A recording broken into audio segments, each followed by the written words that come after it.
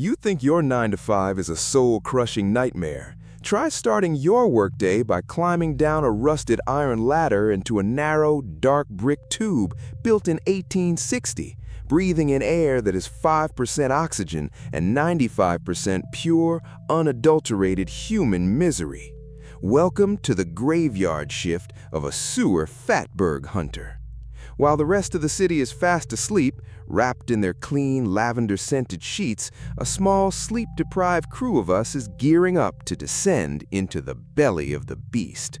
We are the ones who stand between civilized society and a literal tidal wave of backflowing raw sewage.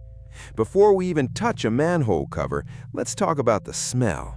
People ask me all the time, what does a sewer smell like? They think it's just poop. I wish it was just poop. Poop is organic. Poop decomposes. What we deal with is a chemical, industrial, ancient rot. It's a sickening, sweet, buttery stench of decomposing cooking oil mixed with the sharp metallic tang of industrial chemicals, rotting meat, and the musty, wet dog odor of millions of congealed, supposedly flushable wet wipes. It hits the back of your throat like a physical fist. It coats your tongue. If you aren't careful, that smell will live in your sinuses for 3 days, ruining your morning coffee and making your cheap microwave dinner taste like a corpse. Our playground tonight is the Victorian sewer network, beautifully engineered by Joseph Bazalgette in the 19th century to save London from cholera, but never designed to handle the sheer gluttonous waste of modern human consumption. People treat their toilets like magic portals. They flush down grease, bacon fat, diapers, condoms, dental floss, and those god-forsaken wet wipes. Let's get one thing straight. There is no such thing as a flushable wipe. That label is the single greatest marketing lie ever told. They don't break down. They act like a synthetic spider web, catching every drop of warm grease poured down kitchen sinks across the city. As the grease cools, it binds to the wipes, solidifying into a white, waxy, rock-hard concrete monster we call a fatberg. We're talking about subterranean blockages that can weigh up to 10 tons, stretching hundreds of feet down the line. If we don't destroy them, the sewage from 100,000 homes has nowhere to go but back up. It climbs up the pipes, bursting through basement floor drains and bubbling out of toilet bowls.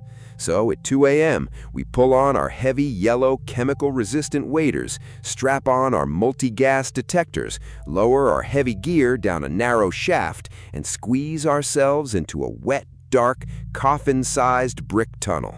The water is freezing, the air is toxic, and we've got exactly 6 hours to break a mountain of solid fat before the city wakes up, takes its morning dump, and drowns us in the process.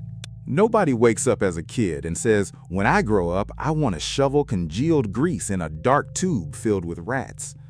To get this job, you have to be a specific breed of unhinged.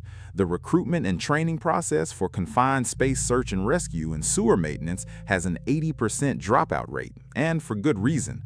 Most people don't realize they're claustrophobic until they're 60 feet underground, crawling on their hands and knees in a 30-inch pipe with 30 pounds of breathing gear on their back in total pitch blackness.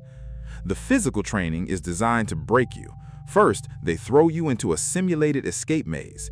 It's a series of wooden crawl spaces, barely wider than your shoulders, completely filled with artificial smoke.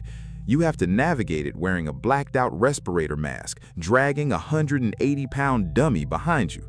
If you panic, if your heart rate spikes, if you rip your mask off because you feel like you're suffocating, you fail immediately. Out of the program. Pack your bags and go back to your desk job, buddy. There is no room for panic down here. A panic attack 60 feet below a busy intersection isn't just embarrassing, it's a death sentence for you and the guy crawling behind you. Then comes the chemistry. You have to learn to read the atmosphere because the air in the sewer is actively trying to kill you. The silent assassin is hydrogen sulfide, or H2S. At low levels, it smells like rotten eggs. At high levels, it paralyzes your olfactory nerve. That means if the concentration spikes, you actually stop smelling it.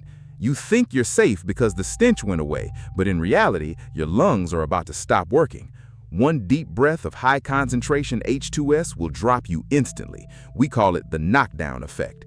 You hit the water, you drown, and then your crew has to risk their lives to drag your dead weight out. That's why we carry multi-gas detectors clipped to our chests. If that little black box starts screaming its high-pitched alarm, you don't think, you don't finish what you're doing. You put on your emergency breathing cylinder, turn around, and climb out. But the hardest part to train for isn't the gases or the tight spaces. It's the psychological toll of the subterranean environment. It is a world of absolute sensory deprivation mixed with sudden, terrifying sensory overload.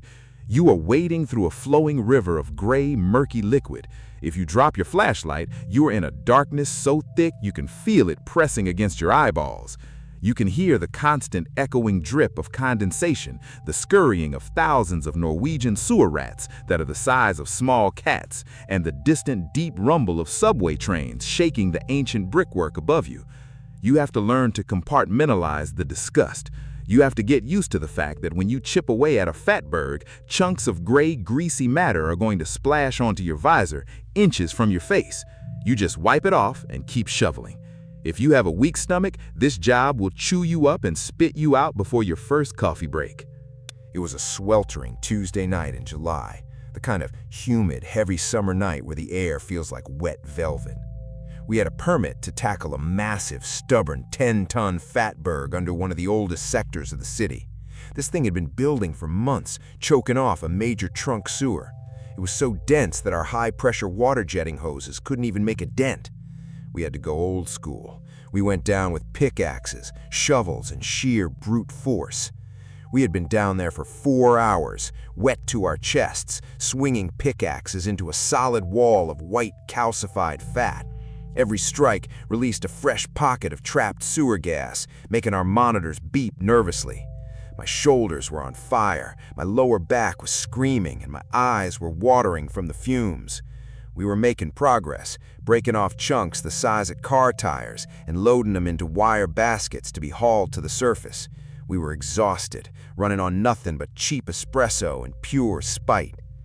Then my earpiece crackled. It was the surface watchman. His voice was usually calm, but tonight it was thin, sharp, and fast.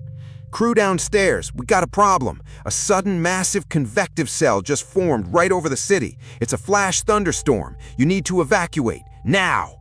My stomach dropped. In an old combined sewer system, the pipes carry both sanitary waste and stormwater runoff. That means when a heavy storm hits the surface, millions of gallons of rain are funneled into the exact same tunnels we're standing in. A dry, knee-deep sewer can turn into a raging, roaring torrent of water that reaches the ceiling in less than 3 minutes. "Pack it up! Drop the gear! Move, move, move!" I yelled, my voice echoing off the wet brick walls.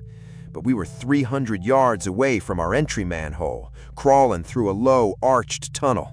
We started scrambling back, our heavy waders dragging in the thick, murky water. The air pressure in the tunnel suddenly shifted. A cold, damp wind rushed past us, blowing out toward the exit. That's the first sign. The air is being pushed out by a massive wall of oncoming water. Then came the sound, a deep subterranean roar, like a freight train screaming through a concrete tube.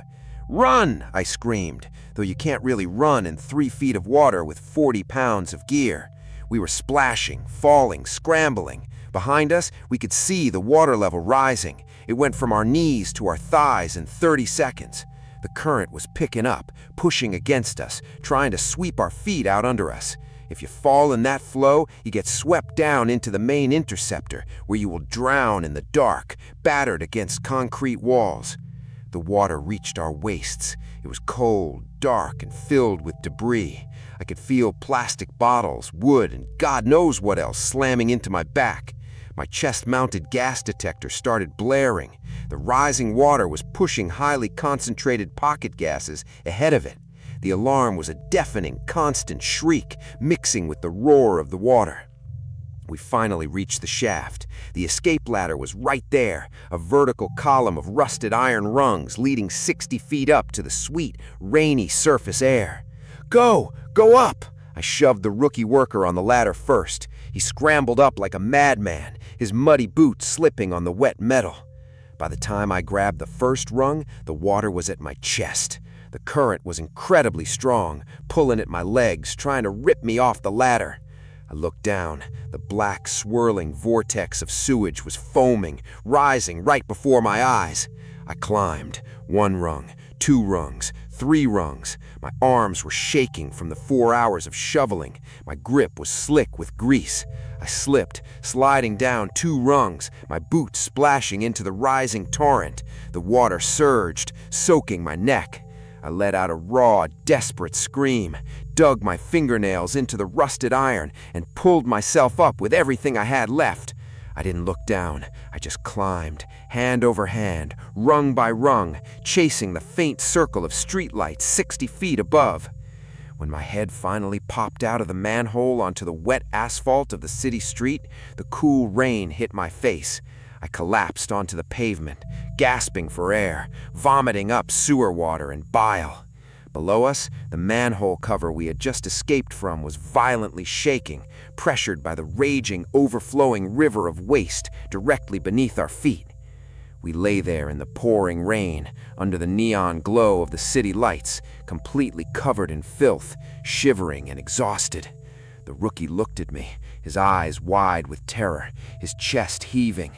I just let out a tired, cynical laugh, wiped the rain and grease from my eyes, and took a long drag of my cold, wet thermos of coffee. Just another Tuesday night. Just another shift on the graveyard crew.